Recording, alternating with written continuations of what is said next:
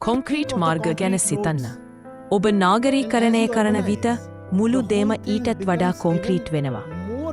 අහිංසක සත්තු මොනවද කරන්නේ? ඔවුන් ජීවත් වෙන්නේ කොහේද? ඔවුන් නිදාගන්නේ කොහේද? ඉතා වගකීම විරහිතව අපි මේ විදිහට නගර ගොඩනගනවා. පස්සේ අපි ඔවුන්ට කන්න දීලා භක්තිමත් විදිහට ක්‍රියා කරනවා. ඔව් පැහැදිලිවම ඔවුන්ව පෝෂණය කරන්න. මට කුසගින්නෙන් පෙළෙන සතකු හමු වුවහොත් පැහැදිලිවම මම ඒ සතාට කන්න දෙනවා. නමුත් ගැටලුවේ මූලය සම්බන්ධයෙන් යමක් කිරීමට මා සතුව තියෙන වගකීමෙන් එය නිදහස් වෙන්නේ නැහැ. පැහැදිලිවම සීතලෙන් වෙවුලන බල්ලකු ඔබ දුටුවහොත් ඒට යම් රැකවරණයක් ලබා දෙන්න. නමුත් එය ඔබේ වගකීමේ අවසානය ලෙස නොසලකන්න. සියලුම බාහිර ගැටලු ආරම්භ වන්නේ මිනිසාගේ මනසින්. මිනිසාගේ මනසෙහි කේන්ද්‍රය ඇත්තේ මමත්වයයි. වැරදි මමත්වය, මුලා වූ මමත්වය.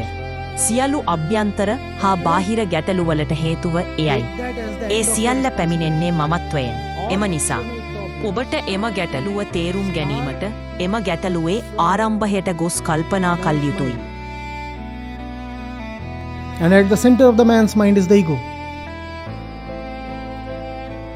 The mistaken ego, the deluded ego, is the cause of all inner and outer problems.